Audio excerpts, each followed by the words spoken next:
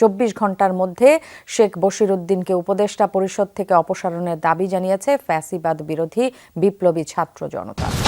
অন্তর্বর্তীকালীন সরকার প্রধান professor doctor Mohammad Yunus, Sheikh Bashiruddin এবং মোস্তফা সরোয়ার ফারুকী সহ সকল অন্তর্বর্তী সরকারের উপদেষ্টাদেরকে 24 ঘন্টার আলটিমেটাম দিয়েছে ছাত্র জনতা।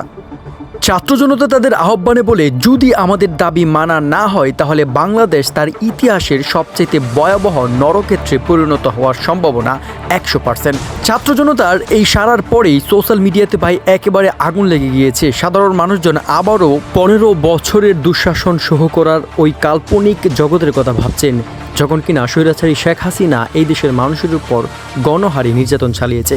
তারা ভাবছে এই সরকারের বর্তমান পরিস্থিতি যদি এভাবে চলমান থাকে তাহলে আবারও সেই স্বৈরাচারী শেখ হাসিনার মতো এই সরকার পরিণত হতে বেশি দিন সময় লাগবে না। তাই আমাদের আগেভাগে সচেতন হতে হবে। এই নির্দেশনা মাথায় নিয়েই ছাত্র জনতা মাঠে নেমেছে দ্বিতীয়বার। ছাত্র জনতার আন্দোলনের এই স্পিরিট দেখে এটা স্পষ্ট যে এইবার আর আওয়ামী লীগের দোসরদের একদমই ছাড়াছাড়ি হবে না।